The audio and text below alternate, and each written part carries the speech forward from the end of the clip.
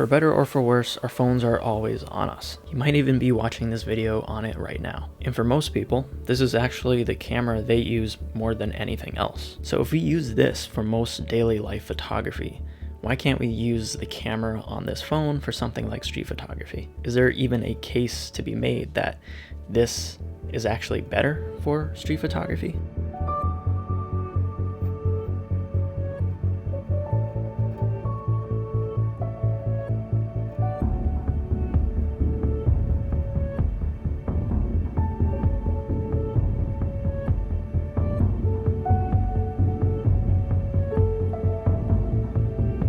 As good as image quality is getting on phones these days, they still don't compare to the image quality of actual cameras with bigger sensors.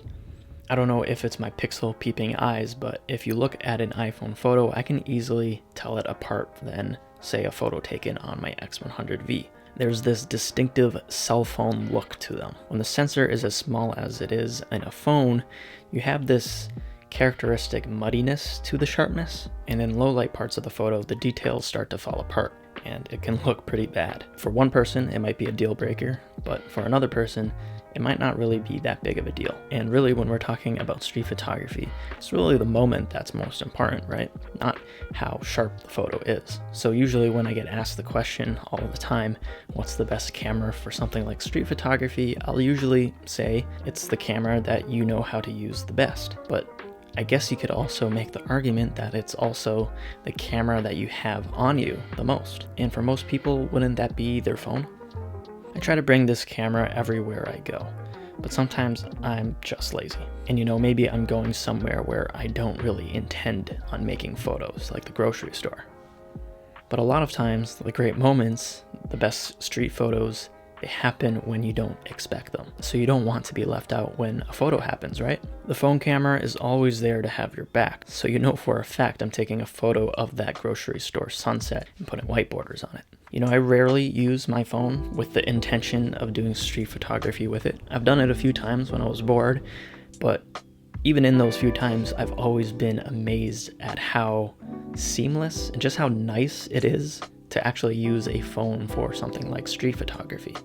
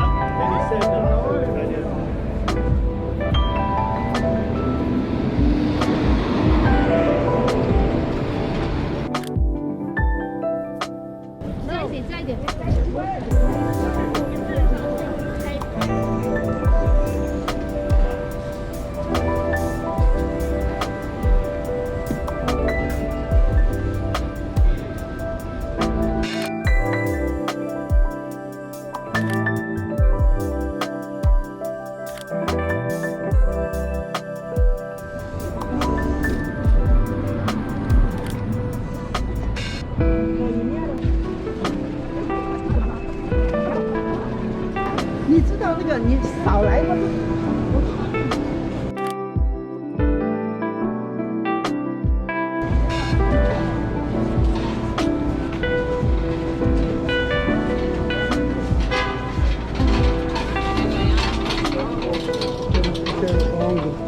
Aqui.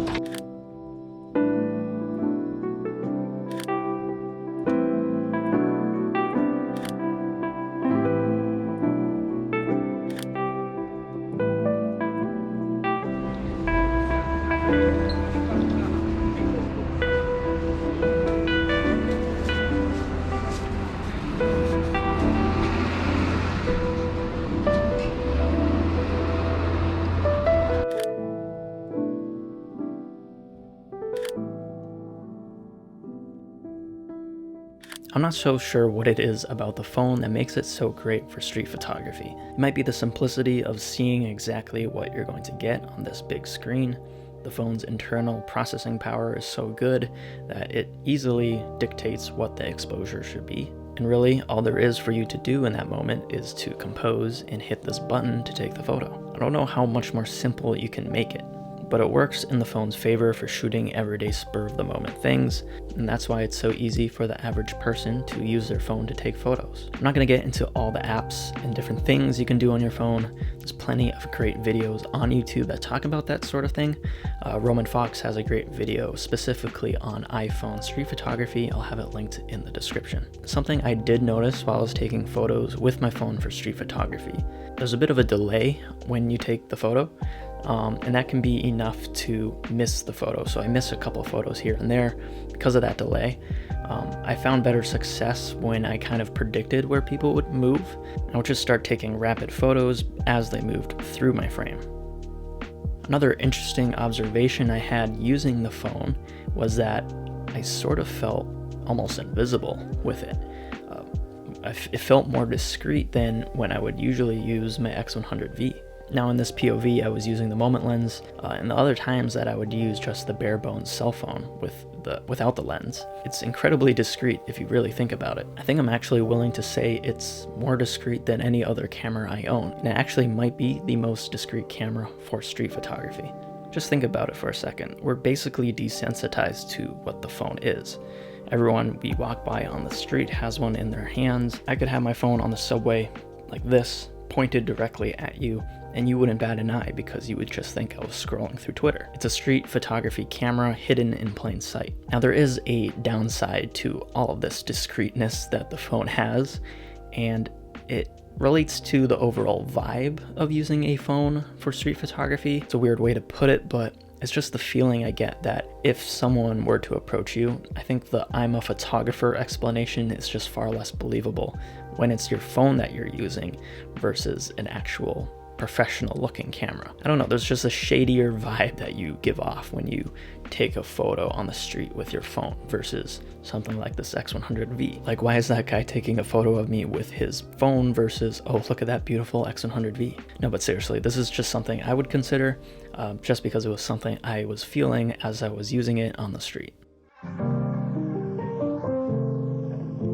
I think we often overlook just how good the cell phone camera is for photography. We think lesser of it because when cameras like this exist, we want to use them over something like our phone. And obviously we have the right reason to do that. The shooting experience this provides is nothing compared to my X100V, for example. But at the end of the day, the two are used to do the same thing, take photos. You know, not everyone has the money to afford a dedicated camera for something like street photography. So a lot of people, they resort to their phones. And there are a lot of photographers out there that mostly use their phones for photography. Eric Van Nighten is a photographer I've shared on the channel before, and most of his photos are taken with an iPhone. You know, just because you use your phone to take photos doesn't make you any less of a photographer. When I went out to shoot with this, it was honestly kind of fun.